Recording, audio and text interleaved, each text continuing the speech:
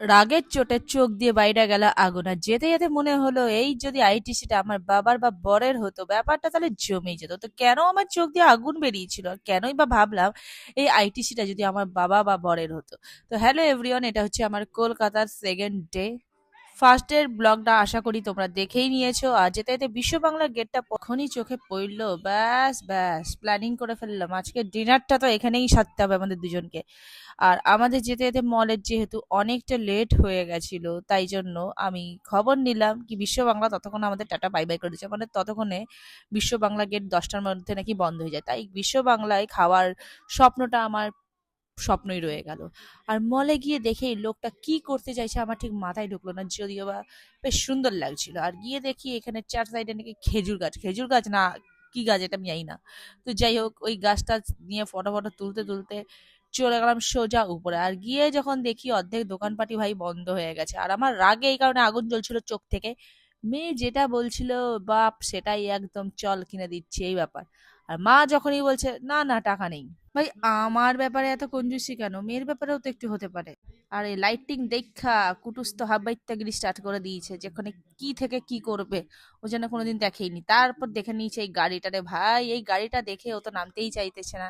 আর গাড়িটাতে চেপেছে নিয়েছিল টাকা মাত্র 150 টাকা। আমার মেয়েটা আবার আমার মতনই, কোনো ধৈর্য শক্তি নেই, 1 মিনিট ঘুইরাই ওর ঘোড়া পূরণ হয়ে গেল।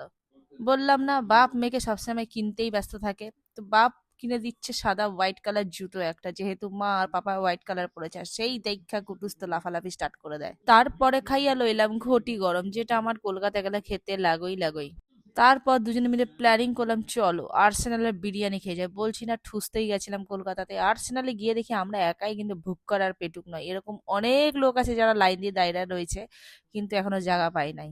এইসব দেখা মনের দুঃখে চলে গেলাম অন্য একটা আর্সেনালে। আর সেখানে গিয়ে আমি মেনু কার্ড না দেখে আমি চিকেন বিরিয়ানি অর্ডার করে দিলাম। আর বললো 40 মিনিট টাইম লাগবে নাকি। আর খিদে পেটে একদম মাথা মাথা ঘুরছিল। বিরিয়ানিটা হাতে আসতে না আসতে রে ভাই কি বলবো, এই বল মানে এই ব্যাপারটা ওয়ার্ড বলে প্রকাশ করা যায় না।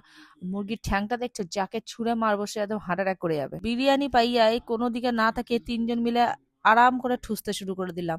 বিরিয়ানি ঠুসতে ঠুসতে একটা জিনিস আমি ফিল করিলাম, এমনি আমি বিরিয়ানি লাভার গাইস, আর তার মধ্যে পেয়েছি আর্সেনালের বিরিয়ানি, কি বলবো। বিরিয়ানি খাইতে খাইতে যখন একটা করে বেরেস্তা মুখে পড়ছে, ওই টেস্ট বলে বোঝাতে পারবো না। আচ্ছা তোমরা কারা কারা বিরিয়ানি খেয়েছো বলো তো আর্সেনালে? আর বললাম না মেয়ের কাছ থেকে কাইরা কুইরা খাওয়া হচ্ছে আমার হ্যাবিট, এইখানে আমি কোল্ড ড্রিঙ্কসটাও ছাইড়াইনি। আর আমার মাইয়াকে দেখো, এই বাচ্চাদের চেয়ারটা দেখে ওর নিজেকে ভাবছে আমি ছোট খুকি, এখানে নাকি ও চাইপ্পা খেলাখেলি করবে। তারপর এইসব